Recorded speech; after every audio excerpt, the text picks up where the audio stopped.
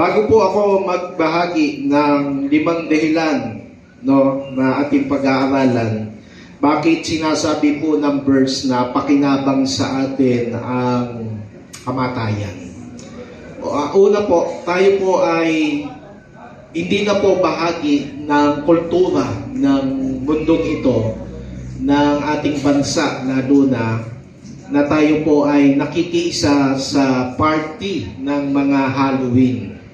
Okay, sisingin ko lang po ito para maintindihan po natin na sa Old Testament, isa sa pinakaayaw ng Diyos, yung tayo ay nakikibahagi sa mga namatay na kaluluwa. Okay, mga namatay na. Kaya yung paglalaro ng Spirit of the Glass, yan, dapat yan, pag Christian ka na, yan ay hindi mo na ginagawa. Kasi may sinabi sa Isaias na yung nakikipag-usap sa mga patay ay karumal-dumal sa Diyos. Kaya tayo, we never practice na rin po yung mga pagdiriwang natin sa mga Halloween.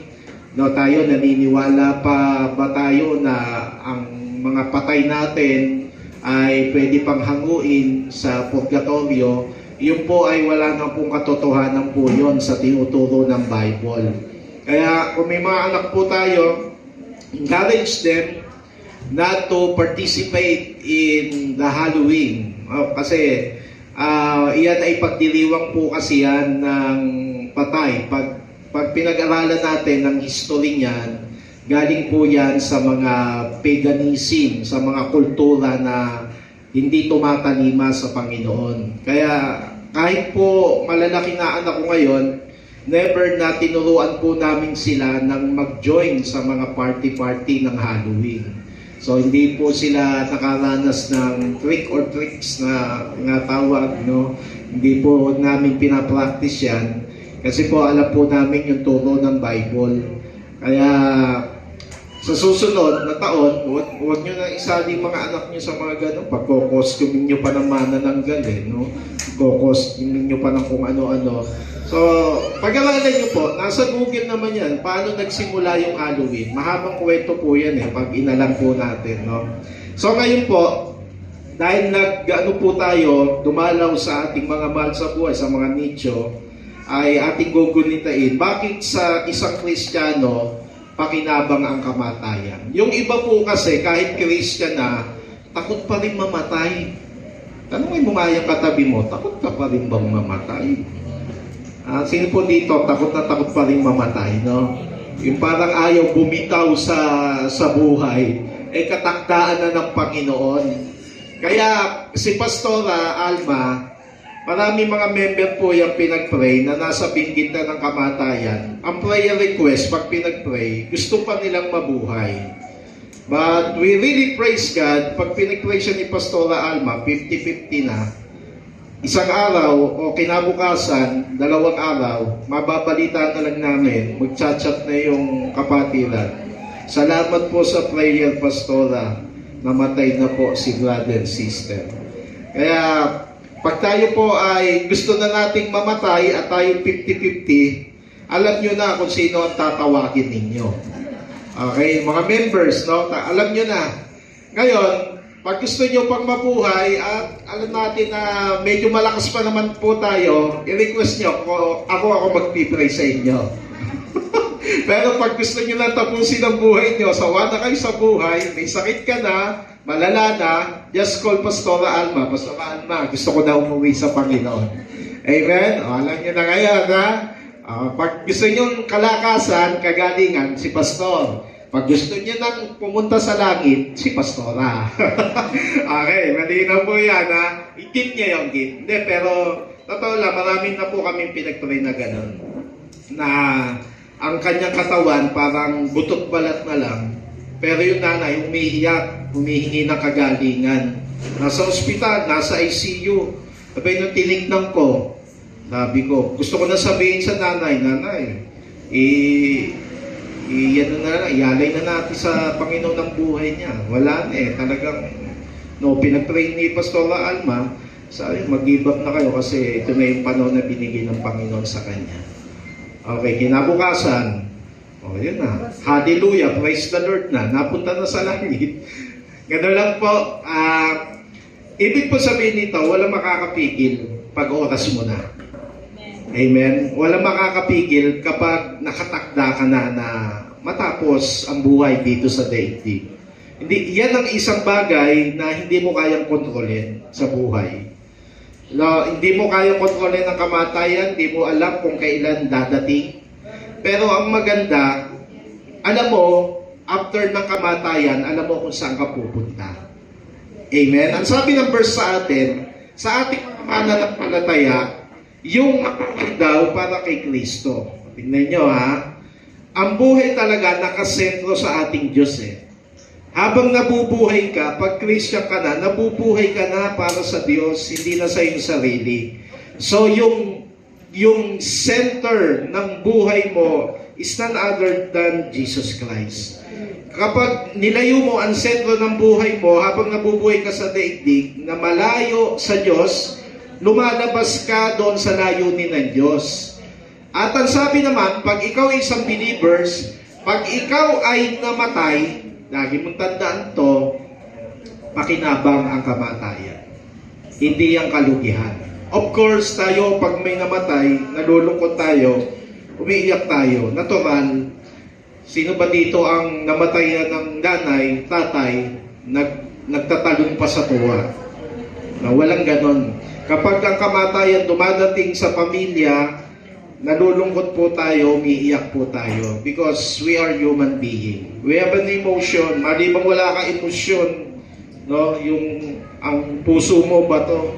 Talaga maluluha ka naman talaga at malulungkot. Pero sabi ng Bible, always remember ang verse na ito, pag tayo ay namatay, pakinabang yan. Amen? Bakit sinabi po nating pakinabang ang kamatayan ng mga mananampalataya? Meron pong 5 dahilan kung bakit ang kamatayan ay pakinabang. So ito po yung pag-aaralan po natin. Una po, bakit sinasabi po nating pakinabang ang kamatayan? Pag tayo po ay namatay as a believers, ulit ko po bilang isang mananampalataya, magiging perpekto na ang ating mga sarili. Okay, lahat ng kakulangan mo, mga shortcut mo dito sa daigdig, pupunan na ng kamatayan. Bakit ganon? Patay na paano mapupunan?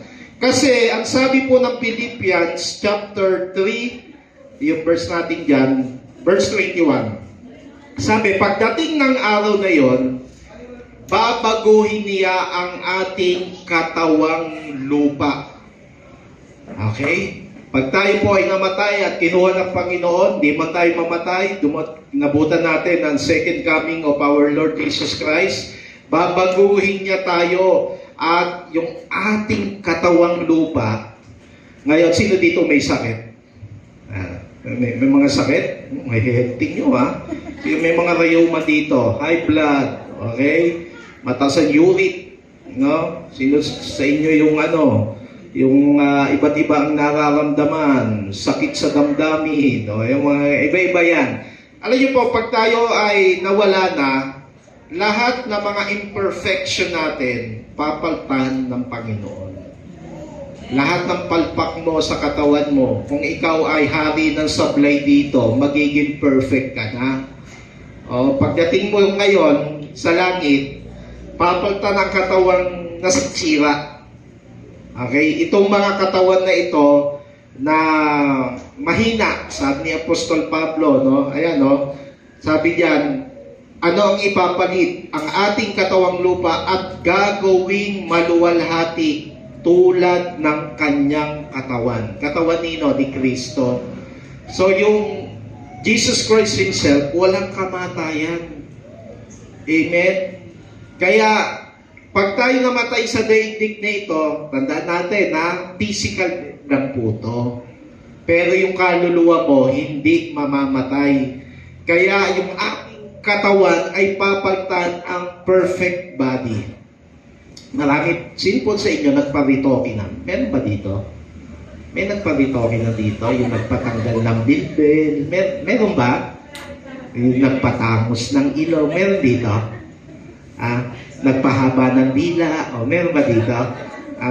Yung mga ganon, minsan iniisip ko, may mga kakaibigan po kayong malalapit sa amin, nagpapatamos ng, maganda ka naman eh, mas maganda ka dati kaysa ngayon, nagpatamos ng ilong, yung iba na-aaksidente eh, di ba? Yung dating maayos mo namang ilong, nagiging parang mangkukulam na eh, nawawala na sa forma. Nisip ko, pagdating kaya ako hindi magpapabitoke. Kasi inisip ko naman, pagdating ng araw, yung katawan ko naman, gagawing perfect body ng Panginoon eh. Wala nang kapintasan, wala nang sakit, hindi na pwedeng tapuan niya ng sakit, wala nang karamdaman, wala nang kamalian, wala nang kahinaan. Pag namatay ka, gusto mo maging perfect, tangin mo yung katabi mo, di mamatay ka na. Gusto mo maging perfect di ba? So, gusto mo maging perpekto ang ating mga sarili, mangyayari yan sa panahon na pinagtanat tayo ng Panginoon ng katawang hindi nasisira. Amen? So ngayon, ito po ang mindset po natin dapat. Sa daigdig ngayon, habang nabubuhay tayo, you need to realize na makontento ka kung sino ka. Amen? Huwag mong maliitin ang sarili mo. Huwag mo sabihin, bakit siya ganun ang muka? Bakit siya ganun ang ilong? Naiinggit ka tuloy, huwag ka nang mainggit. Kasi darating ang araw, mararanasan mo ang bagay na yan. You will be perfect. Amen? Pamacho-macho ka pa. Ano mo yung macho mo at ganda mo kung sa impyerno naman mapupunta. Tayo, kaya po tayo nag-aayos sa sarili kasi our body is God's temple. Amen? Kaya inaalagaan po natin ngayon ang sarili natin. Not because para hangaan ka, para maraming magkagusto sa'yo, but because gusto mong maging healthy to glorify our Lord Jesus Christ. Hindi para sa'yo. Amen? Kasi lalo na kung mga workers tayo sa church, ginagamit tayo ng Panginoon sa maraming mga ministry, dapat ang pinaka-healthiest person dito sa church, alam niyo kung sino, yung mga nagpapagamit sa Panginoon. Amen? Kaya kung ikaw ay nagpapagamit sa Panginoon, you are entitled to be healthy at palalakasin ka ng Panginoon. Yung mga ayaw magpagamit sa Panginoon, yan yung mga nauuna. Alam nyo ba yon? Kasi mawawalan na ng purpose eh. Ano pa, silbi? Ba't nabubuhay ka pa dito? Sabi ng Bible sa atin, sa unang verse natin, no? Kaya tayo nabubuhay dahil kay Kristo. Kaya po, huwag na tayo mag-alala, no? Kung meron kang sakit ngayon, patuloy kang manalangin sa Panginoon. Kung pagalingin ka ng Panginoon sa iyong malubang sakit, praise God. Kung hindi ka gumaling, mas lalong praise God. Kasi darating ang time na ang iyong katawan ay magiging perfect. Amen? Sasabihin mo sa katabi mo, tama na yan, ganyang itsura mo. Makontento ka. Tama na yan, kapatid. Okay na yan. No, makontento tayo kung ano tayo. Amen? At ito po ay magsasabi na rin sa sarili natin na hindi ka pangit. Kasi darating ang time na ang sarili natin ay magiging perfect. Pangalawa, bakit sinasabi natin ng kamatayan ay pakinabang sa mga believers? Number 2, makakalaya ka na tayo sa mga pasakit ng mundong ito. Kahit anong dami ng problema mo, pag tayo ay nawala na, tapos na. Amen? Tatapusin na ng Panginoon lahat ng gusot sa buhay natin. Kaya ay yung iba nangangarap na mawala na sa daigdig na ito. Pero kung malakas ka pa, i-fulfill mo pa yung purpose ng Panginoon sa iyo. Kung mahina ka na at malapit na nakunin ka ng Panginoon, that's the time, mga kapatid, na ayusin na ng Panginoon ang lahat.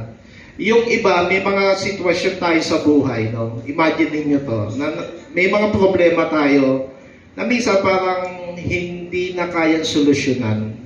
Parang hirap na.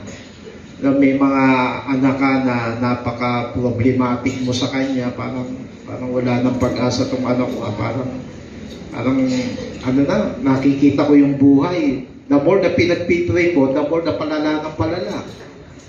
No?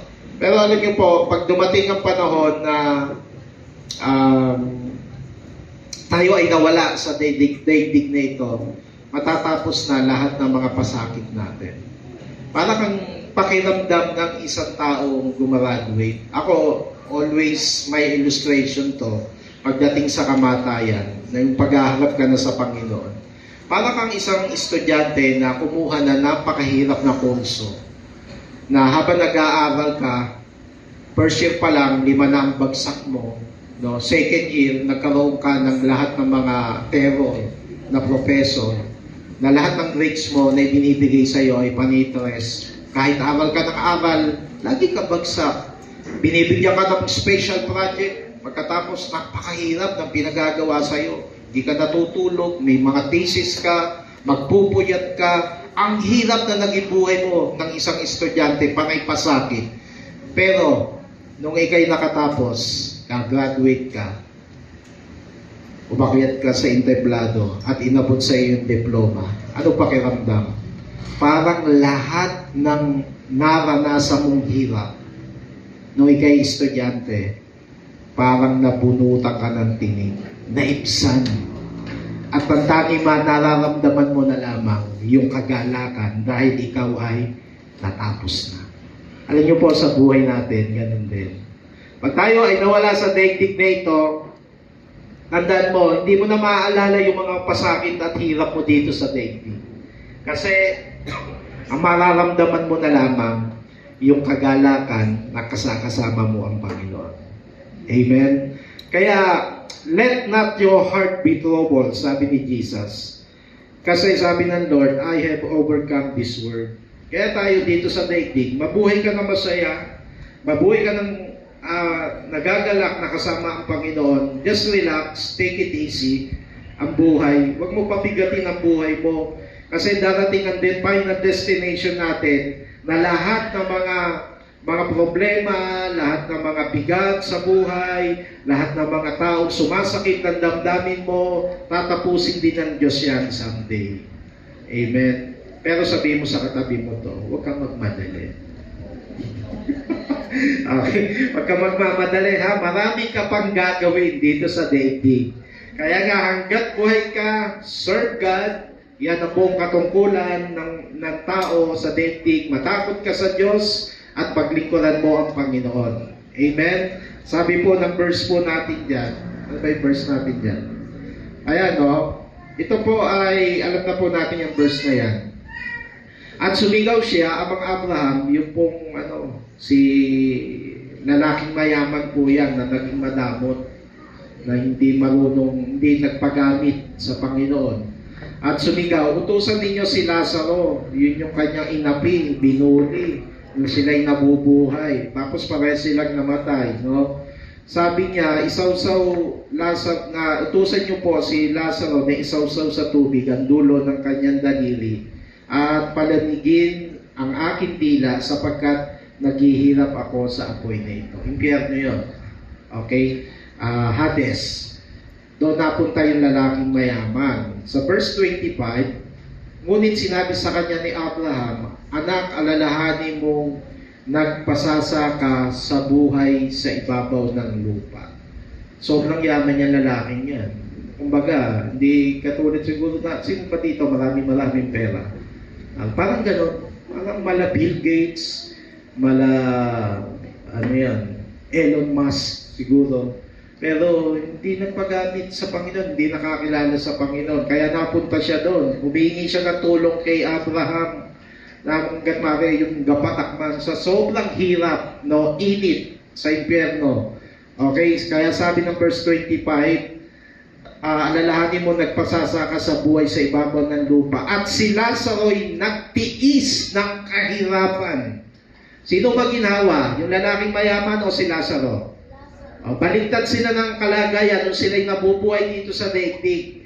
Si Lazaro, napakahirap ng buhay, nagtiis. But, of course, he became a believer. Walang question dyan. At yung lalaking mayaman, milyonaryo, bilyonaryo, ay nagpasasa sa buhay at sarap ng buhay, pero pagdating ng kamatayan, ang kanyang kaluluwa ay napunta sa impyerno. Kaya sabi, at si Lazaro ay nagtiis ng kahirapan, ngunit ngayon inaaliw siya rito. Samantalang ikaw naman ay nagdurusa. You see, kahit si Lazaro ay sangkatutak ang kahirapan sa buhay, nung siya'y nabubuhay dito sa daigdig, after ng kamatayan, inaliw siya ng Panginoon. Amen? E di tinapos ng Diyos ang kanyang mga kahirapan. Kaya maniwala po tayo, pag tayo po ay, kaya sinasabi natin malaking pakinabang sa atin ng kamatayan. Pag tayo ay namatay, nakakalaya na po tayo sa mga sakit sa mundong ito. Pero, never naman na magsusuicide ka. Yun naman pala, Pastor, sabi mo makakalaya na ako sa mga problema dito di magpapakamatay na lang ako. Wag naman natin gagawin yon sapagkat kasalanan sa Diyos na tayo ay magpakamatay. Hindi yung kalooban ng Diyos. No, sino idol mo? Si Judas. Magpakamatay. Hindi po tayo ganon. Kaya tayo, ang daming mga scriptures sa Bible, yung salitang pagtitiis. Mababasa niyo ba sa Bible yun? No? Yung salitang pagtitiis, bahagi na yan ng buhay mo hanggang tayo ay naririto sa daigdig. Magtitiis talaga tayo. Magtitiyaga tayo because someday pag tayo ay kinuha na ng Panginoon, tapos na. Babatiin na lamang tayo ng Panginoon at sasabihin, anak, congratulations na nagumpay ka. Nakapagtiis ka hanggang sa huli. Amen? Ang nagtitiis hanggang wakas ay siyang naliligtas. Sabi po ng Bible. Amen? Palakpakan po natin ang Panginoon yan. Naalalahatin niyo yun, ha? Dapat, pag tayo namatay, katulad tayo ni Lazaro. Kahit ang dami natin problema kasi nananampalata tayo sa Panginoon. Pangatlo, bakit pakinabang ang kamatayan? Sapagkat makakaranas na tayo ng lubos na kapahingahan ng ating kaluluwa. Amen? For the believers. For the believers. Pero kung ikaw ay hindi nakakilala sa Panginoon, wala pong kapahingahan ng kaluluwa. Pagdurusa po yun. Amen? Kaya nung isang araw, pumunta po kayo sa di ba, sa mga simenteryo. Hindi natin alam ilang kaya doon yung ang kaluluwa ay nagdurusa at ilan doon yung ang kaluluwa ay nagpahinga talaga. Bagamat nakalagay sa mga lapida, halos lahat, yung salitang rest in peace. Diba? Nakalagay yon. Nung sa lapida naman natin sa buhay nakalagay yon. Pero hindi natin alam kung sino talaga ang nag-rest in peace doon. Yung talagang ang sabi ay nagpahinga ang kanyang kaluluwa sa Panginoon. Basahin po natin yung verse natin dyan. Sabi po dyan, doon naman sa baba, binigyan ng puting kasuotan ang bawat isa sa kanila at sinabi sa kanila na magpahinga ng konting panahon pa hanggang sa mabuo ang bilang ng kanilang mga kapatid at kasamahan sa paglilingkod kay Kristo na papatayin din tulad nila. May kinalaman ng verse na ito doon sa Great Tribulation, Pero alam niyo po mga kapatid, kapag ikaw ay naglilingkod sa Panginoon, there is peace sa kaluluwa natin. So hindi po yan inaantay ng kamatayan. I mean, meron kang peace habang ikaw nabubuhay dapat dito. Amen? Sa daigdig. Dapat ikaw ay merong kapayapaan sa loob natin. To your soul.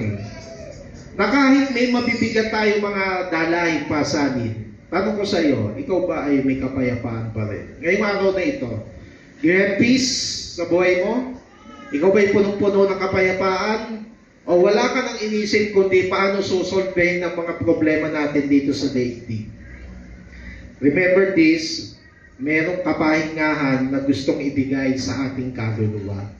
Sabi ni Lord, magsiparito kayo sa akin kayong lahat na napapagal at nabibigatan ng luba at kayo'y aking pagpapahinahin.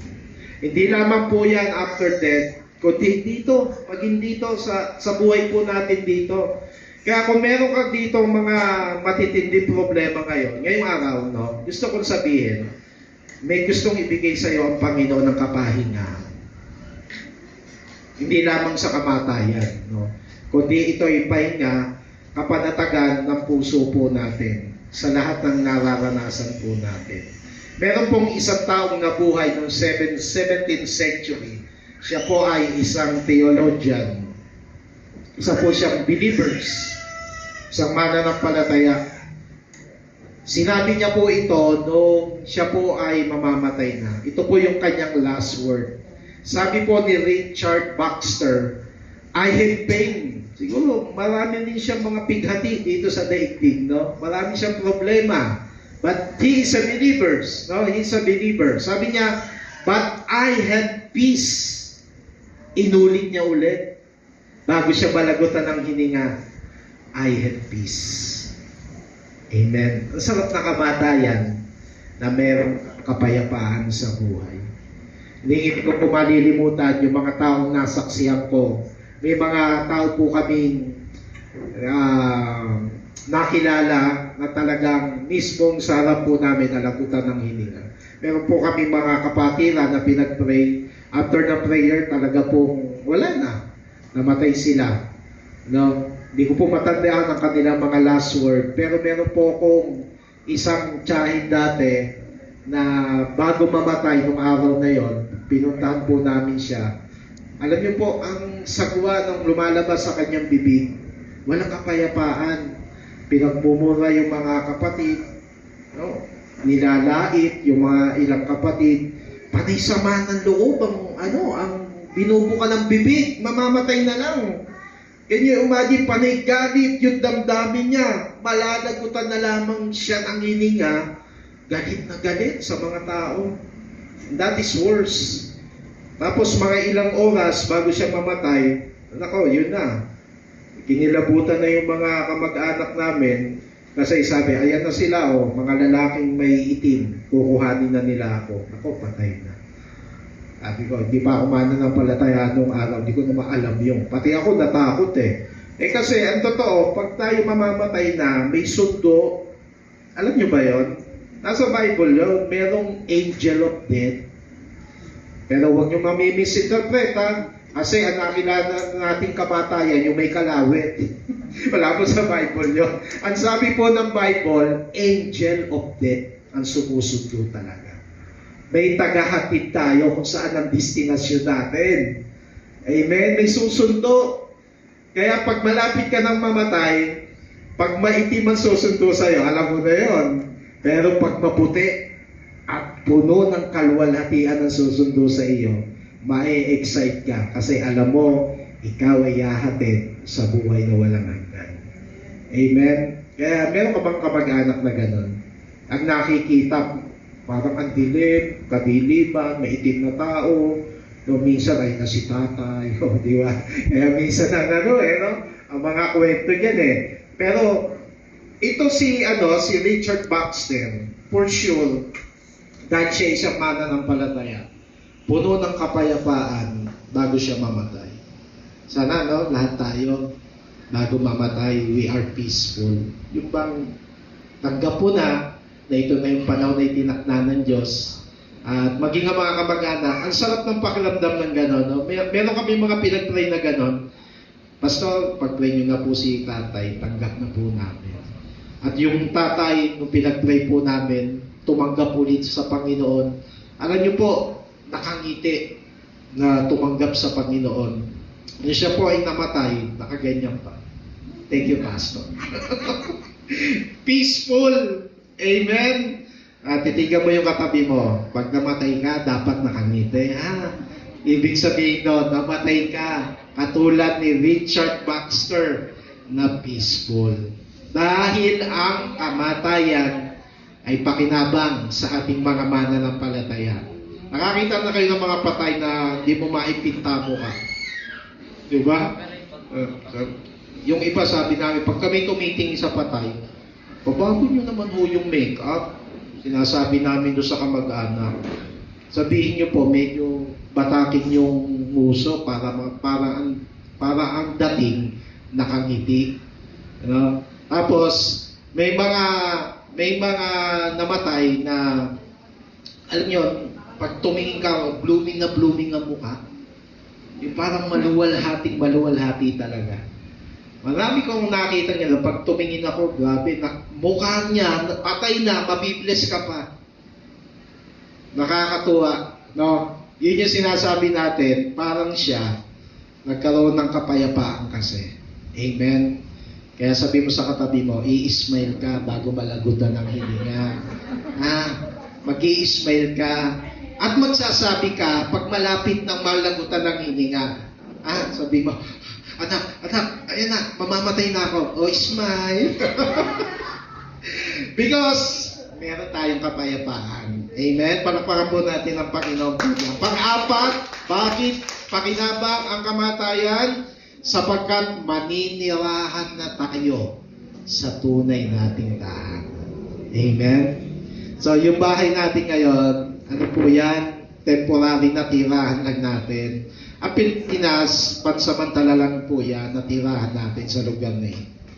At sabi po ng Bible, meron tayong isang tunay na tahanan na kahit kailan di na masisira. Nayari sa ginto ang kalsada, no? Ang mga pader na ginamit sa bahay mo, mga sapphire, no? Mga diamond, made in diamond, wala yan dito sa daigdig. Kasi pag nagpatayo ka ng bahay dito made in diamond, sigurado walang isang linggo mauubos yung pyesa ng bahay mo. Pagdating sa langit, meron tayong mansyon doon sa mga faithful sa Panginoon. Meron pong mga Kristiyano that they really a glorious day para sa kanila kasi pinag-ready sila ng Panginoon. Sabi ni Lord yan sa mga disciple, sabi, huwag kayo magulumihanan kasi pinaghahanda ko kayo ng mansyon doon sa langit. Kaya bawat isa sa atin, yung katabi mo, meron niyang bahay sa heaven. Amen? Kaya huwag kang magpapalugi. Meron pong lugi talaga Ligtas pero lugi. Hindi ko po alam kung paano i-interpret yan. Sa Bible, pinag-aaralan ko rin po, malimit sabihin ni Pastor yan. Merong lugi talaga Kristiyano. Yung bang naligtas because tinanggap niya ang Panginoon pero hindi naglingkod kay Lord. I don't know kung paano i-interpret yan, no? Pagdating na lang natin sa langit. So, titigin na po tayo sa tunay nating tahanan. 2 Corinthians chapter 5, verse 8. Malakas nga ang loob kong iwan ang katawang ito na aking tinatahanan upang manirahan sa piling ng Panginoon. Si Apostle Paul, hindi po siya takot mamatay. Yan ang natutunan ko sa buhay po niya. Kasi kung mamatay siya, alam niya, titira siya sa piling ng Panginoon. Gusto niyo nang tumira sa piling ng Panginoon? Yung iba ayaw pa Ayaw niya talaga na mamatay. Pero, sinasabi natin, ito yung mararanasan mo sa panahon na ikaw ay mamamatay. Okay? Kaya dapat po mahalaga na alam po natin ang bagay pong ito. Panglima po, dito na po tayo magtatapos. Mararanasan mo na makasama ang Diyos sa buhay na walang hanggan. Pwede bang palakpakan po natin ang Panginoon po dyan? Amen? Yan po ang isa sa pinakamasarap na pwede po nating maranasan sa panahon na tayo ay pumanaw at mawala sa daigdig. Philippians chapter 1 verse 21 hanggang 23. Sapagkat para sa pititong ngunit kung pananatili kong buhay ay makakagawa ako ng mabubuting bagay.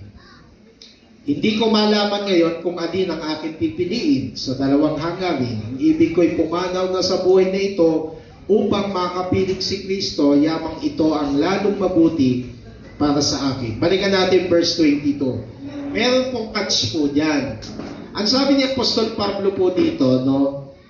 Ngunit kung sa pananatili kong buhay dito sa daigdig. Okay? Tignan nyo po. May purpose talaga si Apostol Pablo Sabi niya, kung ako'y mananatiling buhay, magagawa ko pa ang mabubuting bagay. Yan po ang isang dapat makita po natin hanggat hindi pa dumadating na tayo'y kuhanin ng Panginoon. Do something and contribute dito sa daigdig.